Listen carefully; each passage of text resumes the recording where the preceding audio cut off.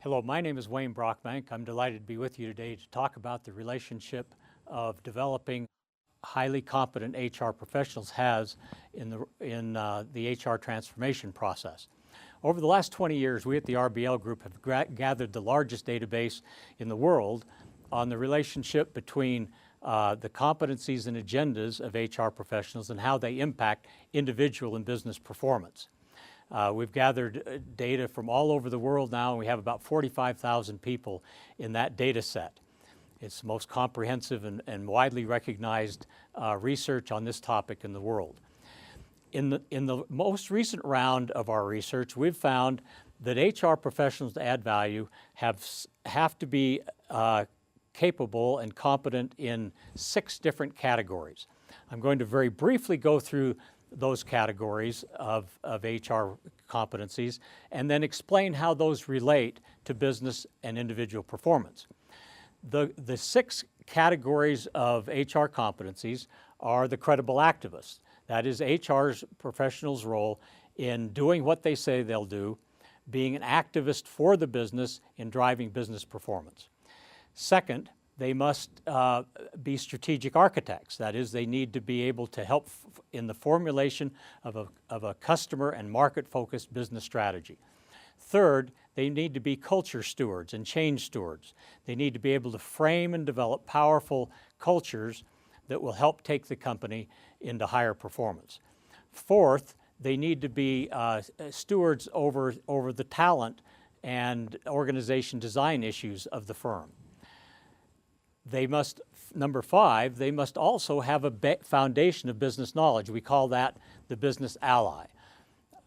And 6, they need to be able to get the basics of the HR transactional work done, what we call the operational executor. Those are the 6 categories. That is what constitutes the full realm of HR competencies. That answers the question, what are the competencies of HR professionals? I find that to be a somewhat interesting question, but on the other hand, not a very interesting question, because the key issue is not what are the competencies of HR professionals. The key issue is what are the competencies that add the greatest value. That's a separate question.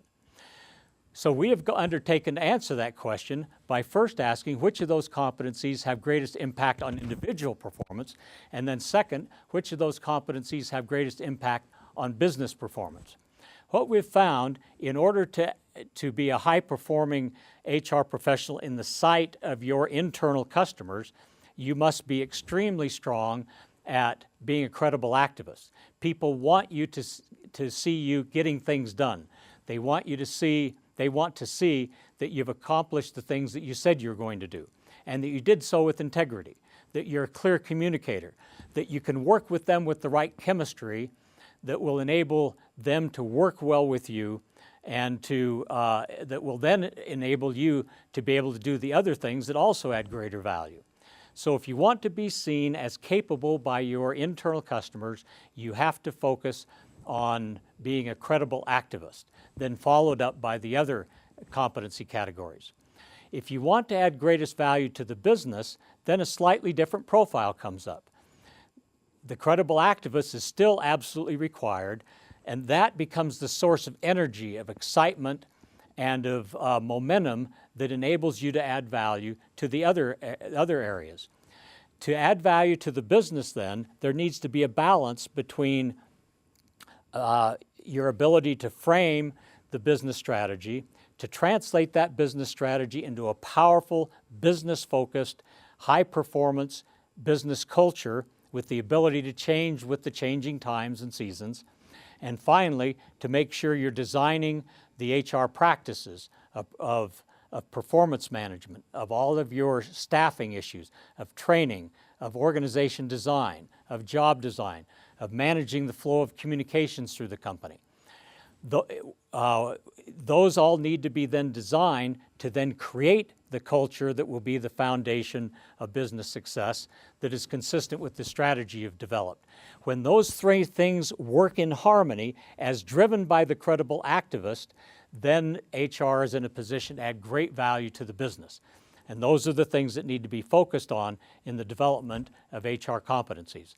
We know that that works One recent client engaged us to help develop their HR professionals in line with this framework. And over the 1 year during which the HR transformation process was in place, HR's impact on business performance, in the opinion of line executives, increased 120%. That's a remarkable statistic, but that's what can happen when you build your personal and departmental competencies on the basis of these competencies that we empirically know are the competencies that differentiate HR professionals in high-performing firms from those in low-performing firms. Good luck and Godspeed.